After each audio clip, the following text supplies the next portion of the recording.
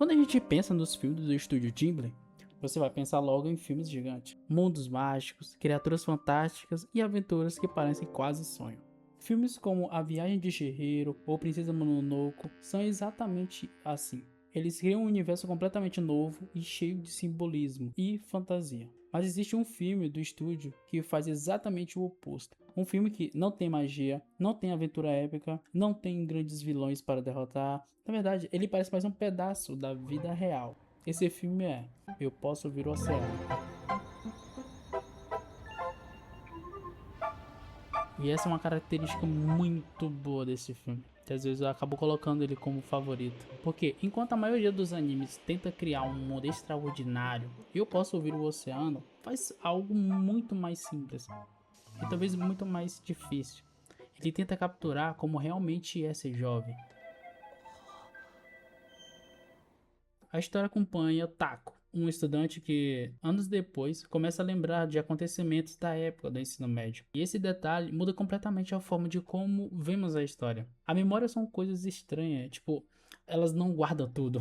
Elas escolhem momentos específicos.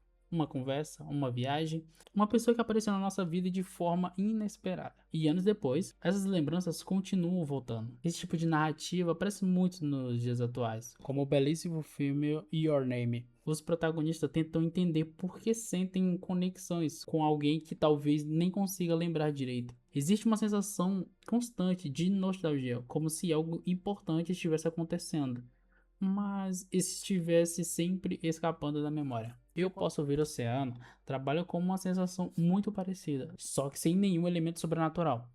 Não existe troca de corpos, não existe viagem no tempo, existe apenas algo muito mais comum. Lembrar de alguém que marcou a nossa vida de um jeito difícil de explicar.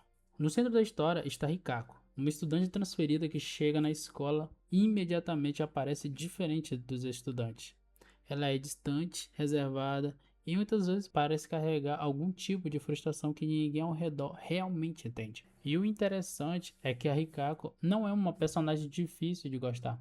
Em vários momentos ela toma decisões impossíveis, às vezes age de forma egoísta e muitas das vezes parece machucar pessoas que estavam tentando ajudar. Mas isso também faz com que ela pareça muito real. Porque na adolescência nem todo mundo é racional. Todo mundo tá ali tentando entender suas próprias emoções, enquanto o mundo parece mudar rapidamente. Essa parte ela parece muito com um filme chamado A Voz do Silêncio. O personagem principal que a gente acompanha comete muitos erros, machuca outras pessoas e muitas das vezes só percebe o peso dessas ações muito tempo depois. Ambas as histórias mostram algo importante sobre crescer. Às vezes não entendemos nossas próprias atitudes enquanto somos jovens, só entendemos anos depois. Outro detalhe importante em Eu Posso Ouvir o Oceano é a maneira como as relações entre os personagens são construídas. Não existe uma história de amor perfeita, não existe um romance idealizado. Na verdade, as relações entre Taco e Rikako é estranha, ela é confusa e cheia de momentos desconfortáveis. E isso me faz lembrar muito de um filme que existe uma relação muito confusa, que é o filme 500 Dias com Ela. Nesse filme, o protagonista também passa boa parte da história tentando entender o relacionamento, que nunca foi exatamente o que ele imaginava. Existe carinho, existe conexão, mas também existe frustração, mal entendimento e expectativas diferentes. E é exatamente isso que torna essas histórias tão humanas. Porque nem toda relação que marca a nossa vida, ela é simples. Às vezes, alguém entra na nossa vida por pouco tempo, mas deixa uma impressão que nunca desaparece completamente. Outras coisas que o filme captura muito bem é aquela sensação estranha que é estar crescendo. Existe um momento na vida em que começamos a perceber que as coisas estão mudando. Planos para o futuro começam a aparecer e o tempo parece passar muito rápido. Nessa parte, essa sensação me faz lembrar muito do filme O Serviço de Entregas da Kiki. Nesse filme, a Kiki precisa sair de casa e descobrir quem realmente ela é. É uma história sobre independência, amadurecimento e o momento em que percebemos que não podemos mais viver exatamente como antes. Em Eu Posso Ouvir o Oceano, essa mudança acontece de forma mais silenciosa, mas ela está sempre presente. Os personagens sabem que aquela fase da vida não vai durar para sempre. E talvez por isso que certas memórias acabam se tornando tão importantes. Porque quando olhamos para trás, percebemos algo curioso. Muitas vezes não lembramos dos grandes eventos da nossa vida. Lembramos de pequenos momentos. Uma viagem inesperada, uma conversa que parecia comum, ou uma pessoa que apareceu de repente e deixa uma marca difícil de se explicar. Esse tipo de reflexão também aparece em Divertidamente. Nesse filme, mesmo com certas memórias, acabam se tornando fundamentais para quem somos. Pequenos momentos da infância, da juventude, que acabam moldando a nossa personalidade de forma como enxergamos o mundo.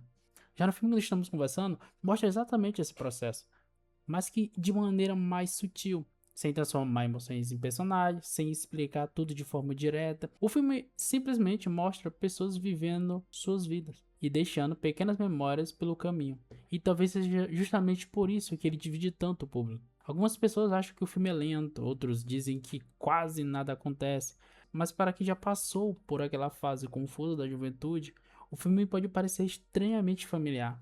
Porque todos nós temos pelo menos uma memória assim, uma pessoa, um momento ou um período da vida em que, quando lembrarmos hoje, parece distante, mas ainda tem um peso emocional muito forte. Talvez seja exatamente isso que o título do filme quer transmitir: ouvir o oceano. O oceano nunca está completamente silencioso. Mesmo quando estamos longe da praia, o som das ondas continua existindo em algum lugar. E a memória funciona exatamente da mesma forma.